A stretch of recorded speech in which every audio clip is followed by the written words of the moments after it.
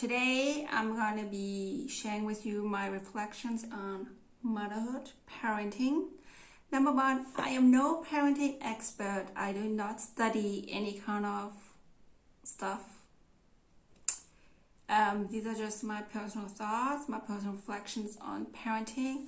And I have one son who's 9. He's very strong-willed, so he's very unique in his character. So my experience with him obviously does not reflect the parenting that I'm sure it does.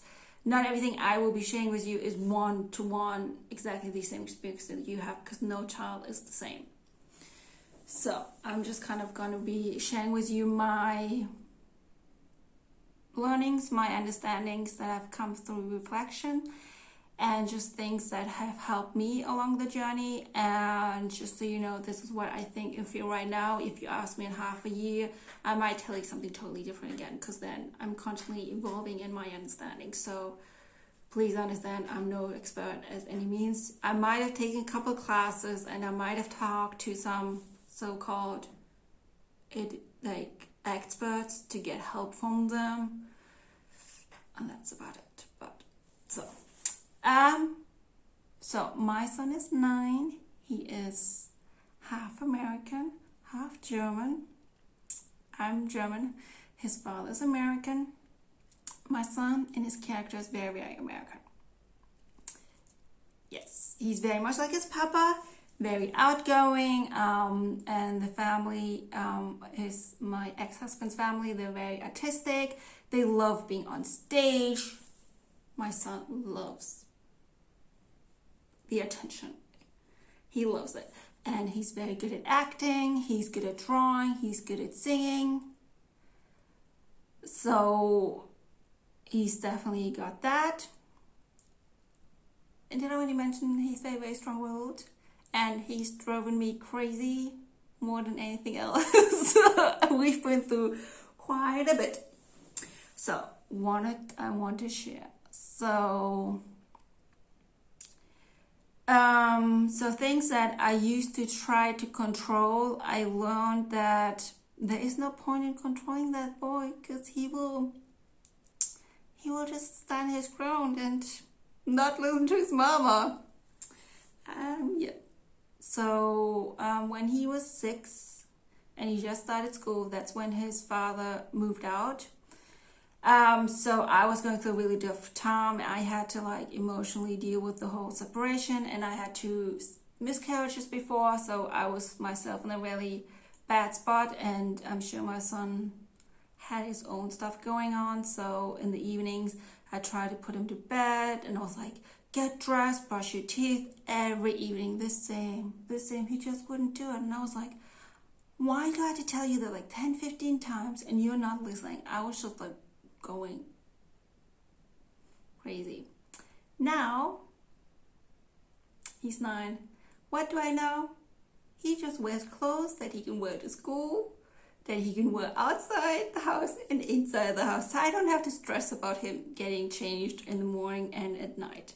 So he just wears regular a thin hood, sweater, and then he wears some kind of jogging pants. They're comfortable. He likes them. And he can sleep with them. He can go outside with them. So I kind of eliminated that stress. And with toothbrushing, no, he doesn't do it every day. I have the rule, if he wants me to read to him at night, he has to brush his teeth. And if he doesn't brush his teeth, no story. So that's kind of how I do it. So I know it's not a deal, but you somehow have to make peace with a child like that. What other problem? Oh yeah, he has been diagnosed with ADHD, and I do suspect that he has a gluten sensitivity. So I really, really tried to get him on a gluten-free diet. It didn't work. I remember I bought all gluten-free bread, all these different gluten-free products, and my son standing in my kitchen be like, Mama, I'm hungry. There's nothing here that I want to eat. And I was like, this is no point in trying to force my kid to a gluten-free diet if it's not working. My child was just suffering. So now I just buy bread, and he just eats it, and I don't stress about it anymore. And And I just trust that he'll figure it out when he's older. So, and also my son, he only has like 5 different meals that he eats. He likes pasta, pizza. When I how do you say, like real potatoes, I cut them up into French fries. So he likes that. He likes pancakes, waffles, tuna. Anyway, there's like a couple meals that he likes. So in the beginning, I was like, I'd be cooking, I'd be like, Matthew, here, try. I don't know if you heard it too, but they say if you have your kid try something for how many times they will start liking it. It didn't work with my son. But then as I was reflecting on it, if there's something that I don't like, do I really want to keep trying that food over and over and over and over again? I was like, no, I wouldn't. So I just kind of like stopped having him try stuff. If I cook something as for myself, I eat it. But at the same time, my son also doesn't get a cooked meal every day. But it doesn't really seem to bother him as long as there's food in the house, like bread. He can make sandwiches for himself. So, and he has pocket money, so he used that to go and buy tuna at the Turkish place. Or if he's really, really hungry, he'll get out the pasta and start cooking pasta. Obviously, I'll be there to support him. But he will actually go and grab the food that he wants and cook it for himself. So it's just at this point, it's like, there's no point of like stressing about it because... So now I'm just at the point like, whatever, my kid, he will eat. When he's hungry, he will eat. He'll eat his food. And that's it. I used to be like, oh, his diet not perfect. He doesn't eat all the veggies. He doesn't eat all the fruit. And I was like so stressing. Or like I'll try to make like smoothies. You know, for me, I personally don't eat it so sweet. But if they're not sweet enough for him, there's not enough fruit in it, then he doesn't drink it. And I'm like, and now I'm like this point. Anyway, I make this smoothie and if he wants it, he can have it. If not, I drink it myself. So now at the end of the day, I just make smoothies for myself. So I just kind of like gave up on trying to do perfect diet stuff for him because it doesn't work with my child. And also I was reflecting on it, as an adult, would you want someone constantly telling you, do this diet, do this perfect, you know, like now you do like this and that, then what would you do? Wouldn't that drive you crazy? So I'm really trying to reflect on if I'm trying to enforce rules and regulations on my son, then I also wouldn't want anyone to do that on me. So it's kind of like a reflection thing going on. And my son, his room is, in my mind, pretty messy. I have tried to go into that room and like move things while he was gone. And then my son will come home. He will cry. That's how horrible it is for my son. He'll get super angry because he has the story, Star Wars, Legos, cars, you know, whatever boys are into. He'll have a story and I'll be like looking at this room, I'm like, Matthew, this is a mess. And he's like, no, mama, this is not a mess. It is a story. And I'm like, I close the door and I'm like, but something that he will do, not all the time, but he will do. He'll clean up the floor for me, so I can sweep him up. And that's basically all the cleaning I do in this room. I might not be happy with the way he has all his toys spread out, but that is his story. But yeah, last time I was sweeping and mopping the apartment, I was like, Matthew, here, put your stuff away. And I was like starting to sweep, you know, like his toys. And then my son was like, no, mommy, you're not going to do it. He took the broom from me away. And I was like, okay, whatever. If I didn't want someone to sweep my floor, I also would want them to respect my wish. I was like, okay, Matthew, I respect your wish. Today we're not going to sweep and mop. I will hopefully do it next week again. This boy. He's quite something. But I have learned to appreciate the way he is, because even though he's really strong-willed and driving me crazy and some other people, but he is true to himself and he goes his way. And I've come to understand, if you want to go your way in life, you know, go whatever your soul path it's meant to be, you have to be strong. You need to be able to take it in, other people's opinions. maybe them criticizing you if you really want to go your path in life. And at this point in life, I do not so worry about my son finding his path in life. And I do not worry about someone coming and be like, oh, take some drugs, here, try. I mean, if he's convicted and convinced that drugs are bad, he will not take them. So I'm just like, that boy is very, very stable. He goes his path no matter what the teacher says, his mama says, his grandparents say, no matter what the therapist says to him, what his friends say or think of him, he goes his way. I mean, he's not friends with everyone, but he is true to himself and he's finding his own path in life. And that's kind of like something that I realized that's what at the end of the day is my biggest hope and goal for my son, that he will find his path in life. And I think he is on a very good what do you say, path? Getting to, because the other day I want him obviously to do a profession later on that brings him joy, and not something because his parents said so or society says so, but it's really something that his heart told him to do. And also I really, really want him to be happy in life. And how do you find true happiness? Is doing what you're meant to do, what your soul path is, and not just by doing what other people tell you to do or you think is the right thing. And then later down the line, you're like, ooh, yeah. So that's kind of like where I am. And also that something that I think is really, really important to realize, your children are a reflection of yourself. Let that sink in. Your kids are a reflection of yourself. So if your kids are having difficulties, no, let me rephrase that.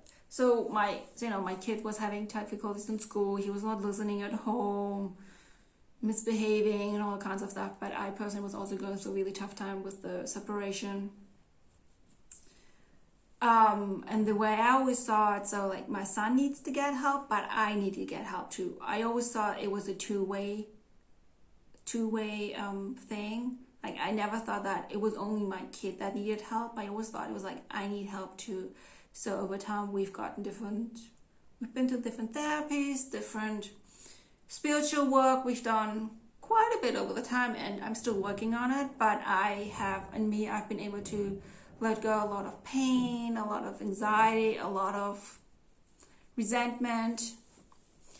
And I can also see how my kid has developed in really great traits. Like now when he's outside, he'll be calling me. Like he has a little cell phone and be like, oh mom, I'm at this playground and now I'm gonna go with my friends to the other playground. Or the other day he went to his friend's house. He wanted to go to his friend's house and pick up his friend and then go to the playground. But then they were like, oh no, we're gonna stay at the friend's house. So, and my son called me. So my son, he will report to me where he is. And so in that way, I'm calm. I don't have to worry about it. I'm not stressed. And that kind of behavior was unthinkable a couple of years ago. It was unthinkable. But because we've done so much work, I've worked so much on myself, I'm seeing a reflection of all my hard work in him. So now I feel like he's way easier. And also I stopped trying to control every little bit, and I'm letting him more freedom. Like I'm letting him eat the diet that's right for him. I recently started cutting out meat. I don't know if it's going to be forever, but I just stopped eating meat. I just felt like it was better for me. And my son still likes meat, but I'm not forcing it on my son. But I also don't cook meat at home anymore, because if he doesn't eat it, then I have to end up eating it or throwing it away, because he doesn't always. So I still have tuna fish at home, and he likes buying tuna, so that's with meat. And he regularly goes to his father's house or to my parents' house. So if he gets meat there, I know he's fine. I'm not depriving him of something that he feels like he really needs or he wants to still eat. So that's just something I feel like it's really important to put yourself in the shoe of your child. You as an adult, do you constantly want someone to be like, eat this food, do this, do that? But don't we all want to be free in what we do? And don't we want it to be okay if we once in a while we get mad or we start doing things, like just be respected for our emotions. And if we say, if we don't want someone to come into our room and sweep and mop that day, don't we want that to be respected? So that's kind of like where I am at. Yeah, so 2 important takeaways. Your kid is a reflection of yourself. So the way you treat your child, if you're nice to your child and loving and caring, and you get that kind of, then you're most likely you'll get that kind of behavior back. But if you're not, if you're just, grumpy all the time, unloving, then don't be surprised if you get that kind of behavior back.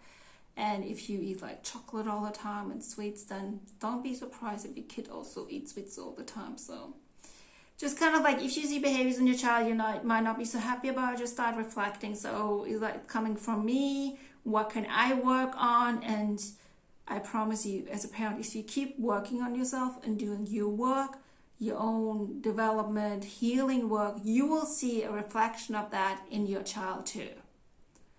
So I definitely like to encourage you, keep working on yourself and seeking whatever help it is, whether it is therapy or spiritual work, or if it's like supplements, diet, exercise.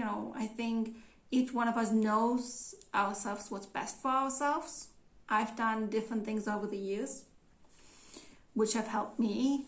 And now in a much, much more stable place, in a better place. And I can see that with my child as well. And to this, as a parent, if you are more stable, then your child will become more stable. It's all a reflection, and everything you invest into yourself, you see that in your child. The good and the bad. So reflection, number 1. And number 2, be careful what kind of regulations you put over your child.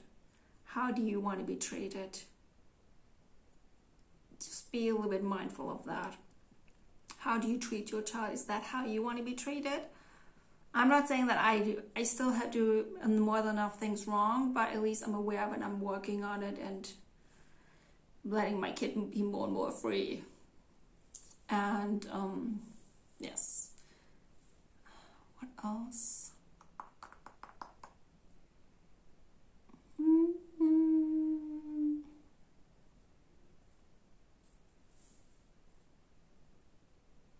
Yeah, and my kid is a very big teacher to me. And I think if we can kind of have that attitude as our child being a teacher to us, then it can only be a win-win situation for you and your child if you can see your child as a teacher to you and you can use it as a reflection.